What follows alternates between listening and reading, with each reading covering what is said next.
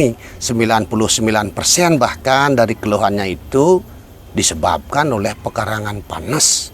Itu Nah, di sini Pak Jero akan mengungkapkan atau menjelaskan sesuai pengalaman Pak Jero di lapangan.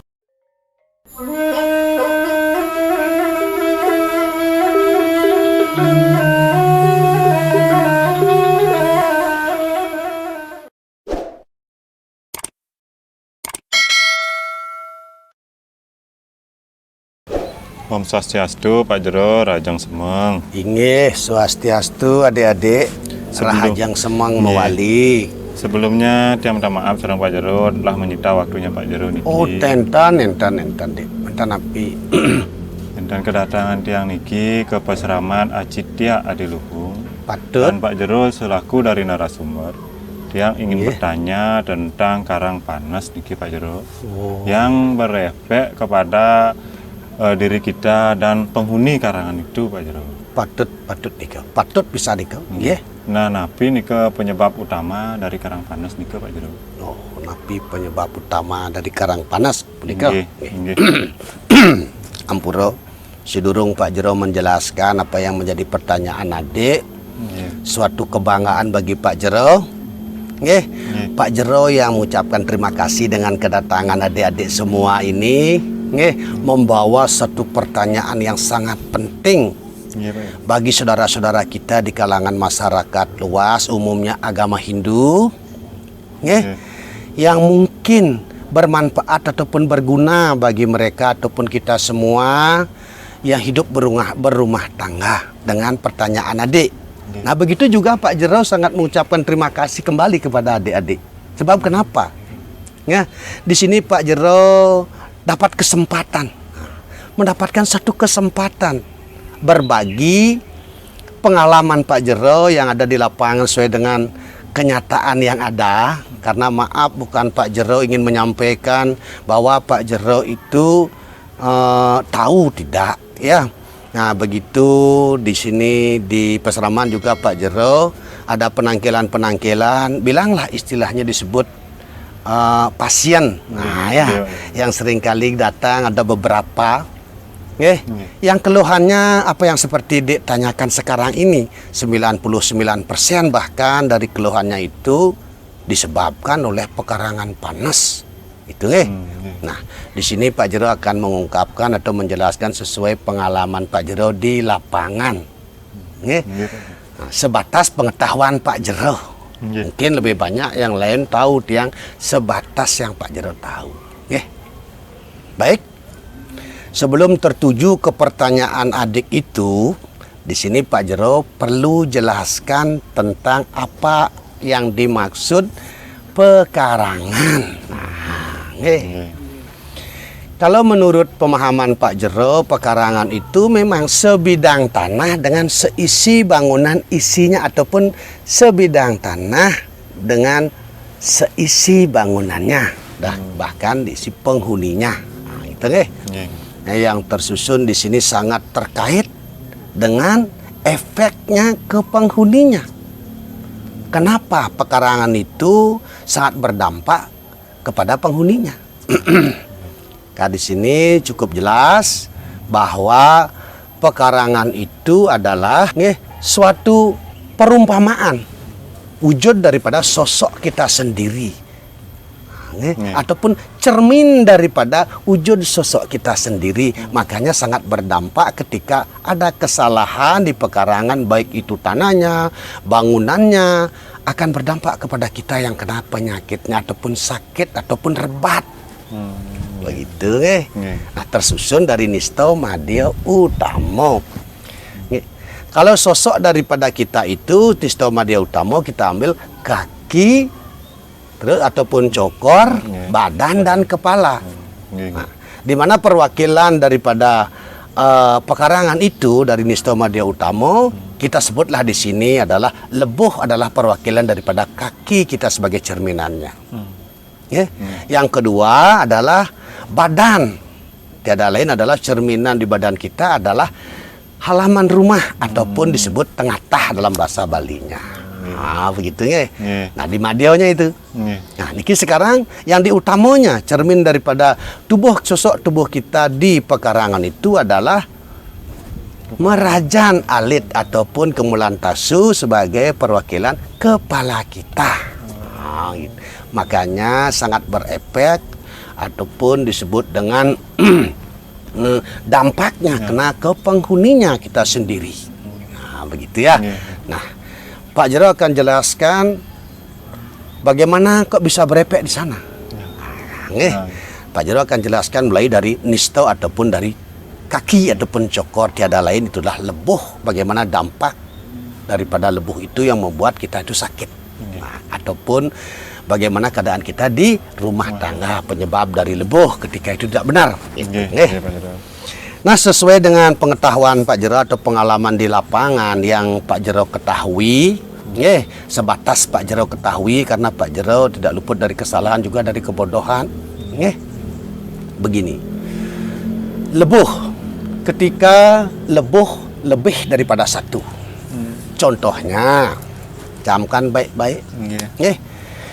Satu pekarangan kita punya lebuh satu semestinya. Ketika lebih seperti yang Pak Jero lihat di kalangan masyarakat, nah kan banyak begitu. Punya lebuh dalam penyengkarnya itu lagi punya lubang biar gampang, perumpamaannya dia itu biar gampang ke tetangga ataupun ke kebun belakang. Nah, dan ada lagi di sebelah lebuhnya biasanya dia punya mobil, garasenya lolos ataupun garasenya tembus ke halaman rumah ataupun tengah-tengah. Nah, itu termasuk dua punya lebuh ataupun lubangnya lebih daripada satu. Nah, efeknya kepada penghuninya atau kepada kita yang mana? Di mananya? Akan berefek kepada penyakit adalah kaki penghuninya di sana sakit-sakit yang kena efeknya. Selain itu di ekonomi juga bisa, yaitu membuat keborosan, itu efeknya. Jadi kita itu kan boros karena lubang ataupun lebuh lebih daripada satu. Nah, seperti itu Nah, lanjut ke madio ataupun perwujudan daripada cerminan daripada sosok tubuh kita adalah badan, tiada lain kalau di pekarangan adalah tengah ataupun halaman rumah. Itu yang kedua. Itu harus hati-hati, camkan baik-baik. Ini yang membuat baik ataupun kehancuran efeknya hidup berumah tangga di pekarangan kita. Ilingan itu, sangat-sangat rawan. Bukan dia menakut-nakuti. Ini pengalaman tiang seru praktek ataupun secara nyata di lapangan yang saya alami begitu datangnya pasien gitu, Sekali lagi tiang tegaskan itu. Nah, kembali lagi ke halaman rumah ataupun efek daripada di tengah yang mewakili badan kita atau madio. Nah, pertama dulu di ngatah itu atau di halaman rumah sebelum merajan adanya bangunan-bangunan rumah, dapur, dan lainnya adalah pelingih sedan karang seharusnya dan suryo, notabene disebut adalah suryo atau disebut di sini adalah sebenarnya taksu perginau Ratu Nyoma. Pak Jero mulai dari pelingih dulu. Nah, yang sangat berdampak luar biasa yang dianggap sepele biasanya di kalangan masyarakat. Nah, sedan karang. Ketika tidak punya sedan karang ataupun kesalahan sedan karang, itu akan berdampak kepada penghuninya ataupun manusianya yang menghuni di sana. Akan kena penyakit ciri-cirinya. Itu karena menyatu dalam tubuh adalah saraf dan ginjal. Jelas penghuninya akan kena saraf atau disebut dengan ciri-cirinya pusing, sakit pinggang, stroke, bahkan ginjal. Ketika kita tidak punya sedan karang, atau tempatnya yang salah. Maaf niki bukan meminta Nah, contohnya sekarang contohnya. Ketika pelingih Ratu Ngurah sedan karang, umpamanya kena cacapan, cacapan hujan daripada bangunan rumah. Itu kena cacapan hujan, pelingis sedan karangnya itu akan berdampak seperti yang sebut tadi. bisa stroke, ginjal ataupun sakit pinggang dan lain-lain. Nggih. Dan contohnya lagi, ketika banyak yang kita lihat punya sedan karang, pelinggih sedan karang di luar batas pekarangannya. Pintunya keluar di luar pekarangan. Sedangkan fungsi sedan karang itu untuk istilahnya melindungi widang pekarangan. Nah, itu juga sama tidak punya sedan karang artinya. Itu akan berdampak juga kena sakit saraf, stroke, ginjal, atau pusing, sakit pinggang. Niku nggih. Itu efeknya ketika sedan karang tidak benar. Kalau tidak mempenyengkar, itu beda lagi. Kalau seandainya sedan karang tidak mempenyengkar karena itu penyengkar nis, itu akan berdampak biasanya pekarangan kesamaran, kayaknya ada orang datang, kayaknya ada bayangan, nah begitu kan. Nah itu dampaknya kalau tidak mau penyengkar. Oke. Dan kembali lagi, ketika di pelinggih sekarang beralih ke pelinggih yang dalam pekarangan, pelinggih suryo yang notabene biar dimengerti kepada masyarakat banyak. Suryo atau kita sebut taksu pergino. Taksu yang artinya hobi, pergino yang artinya kegiatan. Kalau itu tidak ada dibuatkan pelinggihnya atau kena cocor seperti dibilang tadi cacapan, itu akan berdampak kepada kita karena menyatu pada tulang dan sumsum dan empedu. Satu akan berdampak dalam diri kita penyakitnya sakit-sakit tulang, sesak, dan juga maaf niki selain sesak sakit tulang juga berdampak apapun yang kita lakukan dalam kegiatan ataupun mekaryo, megae itu akan menjadi satu kehalangan. Itu dampaknya sesuai dengan pengalaman Pak Jero. Itu baru di pelinggih. Nah, masih di pelinggih lagi sedikit. Tolong camkan baik-baik. Ketika selain pelinggih indro blako yang dilebuh disebut pelinggih pesimpangan, yang disebut pelinggih pesimpangan jalan, tidak ada pesimpangan warung kan di pesimpangan jalan. Nah itu adalah yang menguasai Ido Sanyang Widiwasa kan begitu. Nah, istilahnya tempat pesimpangan buta buti. Nah di sini di dalam rumah ada pelinggih sedan karang, taksu pergino, ataupun suryo selain roblako yang disebut di meraja nalit itu kan padmo itu. Padmo.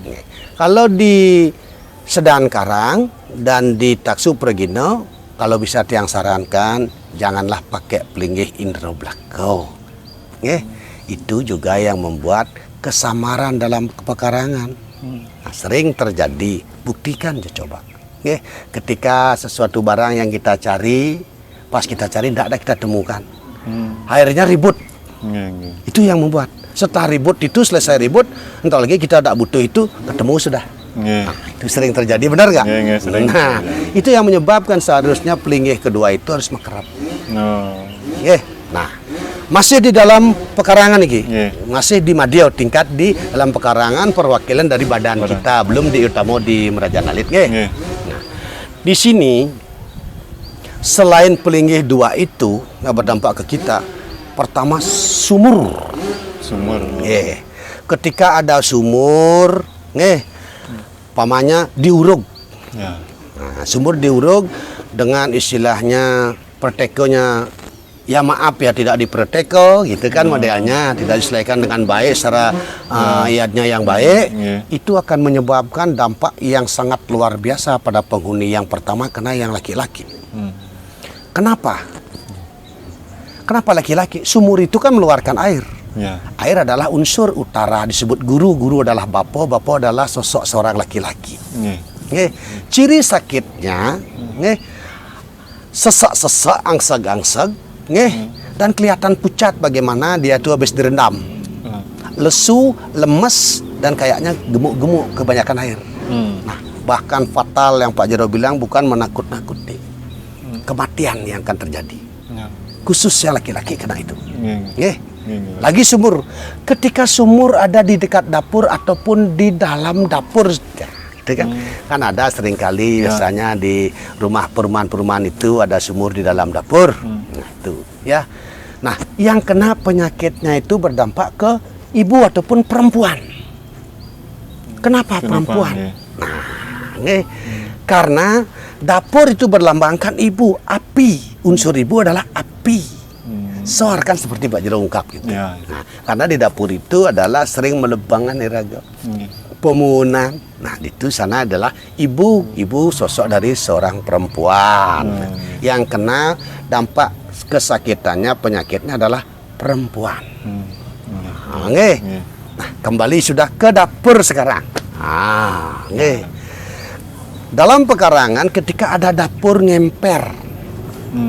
Ngemper itu yang maksudnya di sini adalah atap dapur itu seringkali Pak Jero lihat, dengar baik-baik. Ya. Nah, atap dapur itu nyambung ke atap rumah. Nah, biasanya apa namanya itu? Kanopi. Ya, kanopi. Nah, memang sih tujuannya baik ketika musim hujan, kita tidak kena hujan kalau lulu lalang di depan dapur samping bangunan rumah. Ya. Tetapi itu berdampak luar biasa bagi kita. Kembali yang kena pasti perempuan. Yang kena perempuan nanti sakitnya, contohnya dia akan merasa tidak nyaman tidur, kepanasan. Kalau dapurnya itu ngemper, seharusnya dapur tidak boleh ngemper. Ataupun nyambung kanopi atau dikasih rab ke bangunan balai dao tidak boleh. Jangan kalau bisa. Tuh. Dan yang keempat masih dapur. Karena Pak Jero jelaskan di sini, satu pekarangan, satu lebuh, satu dapur, satu berajan. Ketika seringkali Pak Jero lihat di lapangan, kita berkeluarga satu pekarangan, mungkin dia punya kerabat lebih, ya. Di sana banyak keluarga ataupun terdiri 3 keluarga, bahkan 2 keluarga, 3 keluarga. Nah, di sana satu pekarangan dia buat dapur, bangunan dapur lebih daripada satu. Dapur itu perwakilan dari sosok seorang ibu. Ibu atau perempuan lebih daripada satu dalam satu rumah tangga, contohnya memadu, pasti ribut. Nah, begitu Pak kasihkan contoh dulu. Tapi di sini dalam satu rumah tangga pekarangan, satu pekarangan, bangunan dapur lebih daripada satu, efeknya adalah pasti keharmonisan tidak akan harmonis di antara ipar ke ipar yang ini. Tidak akan harmonis, buktikan boleh. Itu praktek Pak Jero, maaf niki pengalaman Pak Jero secara langsung fakta di lapangan. Adanya penangkilan yang datang, maaf bukan memperlihatkan diri demi memperlancarkan komunikasi untuk memberi pandangan kepada adik. Nah itu di antara di Madio ataupun di tengah-tah, ataupun di halaman rumah yang mewakili badan kita. Itu sangat rawan. Yang terakhir yang sangat luar biasa itu tidak memandang laki perempuan, kecil tua muda, tidak memandang. Nah begitu. Di merajan alit ataupun disebut kemulan taksu. Nah itu utama, itu kepala. Sekuat apapun adik, badanmu, tanganmu, kakimu, kalau tanpa kepala jelas kepetangan atau juga disebut jelas mati. Bukan mengancam Pak Jero. Ini betul-betul mudah-mudahan bermanfaat bagi adik-adik semua. Contohnya ketika tidak punya merajan, ya sudah pasti hancur lebur keluarga. Disebut sudah tidak punya kepala ataupun kepetangan, pati sapluk, tidak ngelihat apa-apa, apapun yang kau cari tidak akan bisa. Tidak anak-anak, tidak kita, tidak semuanya akan hancur. Contohnya, ketika ada merajan, bangunan rumahnya, cacapannya ataupun disebut dengan atapnya itu lebih moncong ke merajan hingga jatuhnya air pada musim hujan itu ke cacapannya itu ke halaman merajan atau pewidangan merajan. Itu sangat parah. Ciri-cirinya seriat-seriut, kembang-kembang sing bangun hidup tidong mati boyo.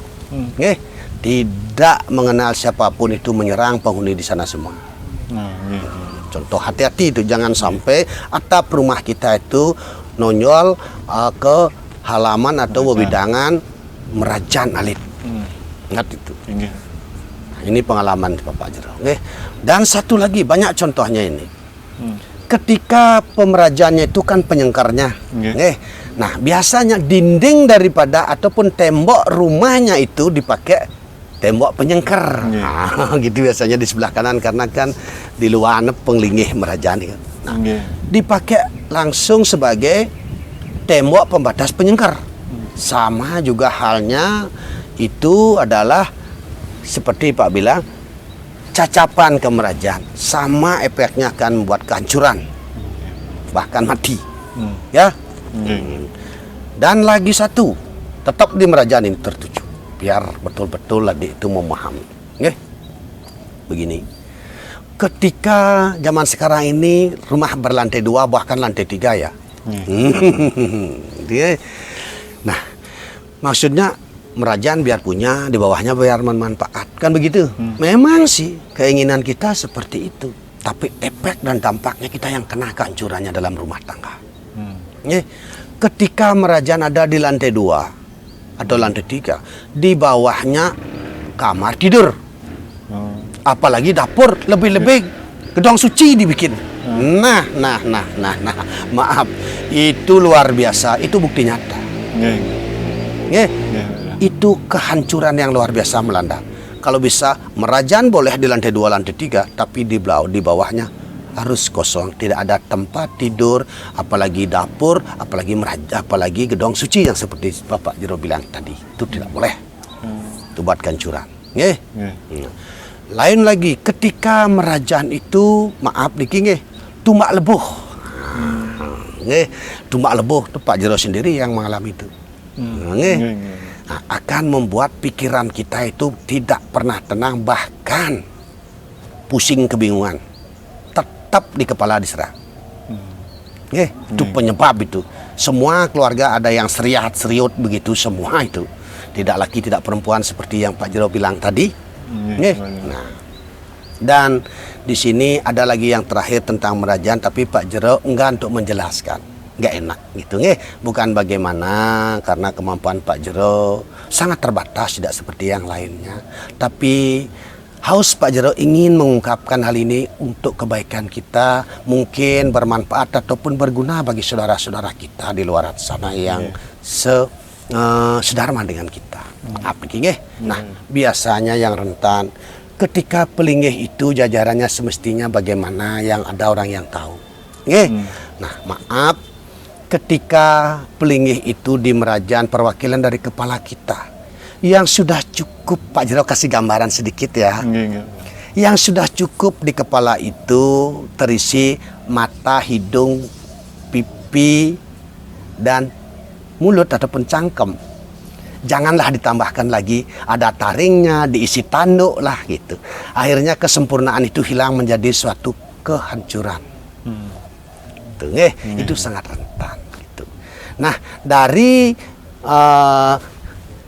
globalnya tadi, Pak Jero juga perlu kasih tahu ya, ketika di pekarangan itu sudah bagus, walaupun maaf di samping pura dalam orang bilang notabene tumbak rurung ataupun tumbak margi, memang iya sih, tapi tidak berdampak ataupun berefek kepada penghuni di sana karena kita sudah punya batas pekarangan.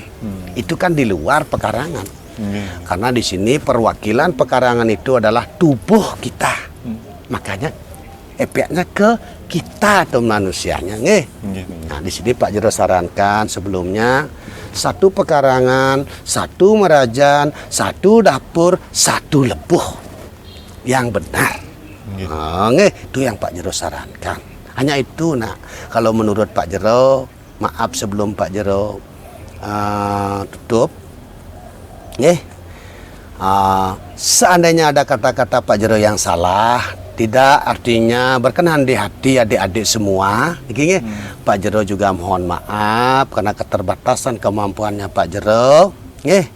Mari kita sama-sama saling mengisi dan mudah-mudahan ini bermanfaat bagi kita atau saudara-saudara yang lain. Nah, mari kita bersama-sama saling mengisi, saling bergandengan tangan, bahu-membahu, berbaur dalam satu keharmonisan. Hanya itu aja pesan dari Pak Jero. Suksema banget nih Pak Jero. Penjelasan dari Pak Jero sangat bermanfaat buat yang tanpa mengurangi rasa hormat niki Pak Jero, yang Nggih. izin untuk muali. Sama-sama. Suk semua, Pak. Nggih, Nggih. semua Pak Jero. Nggih, durus nah, durus.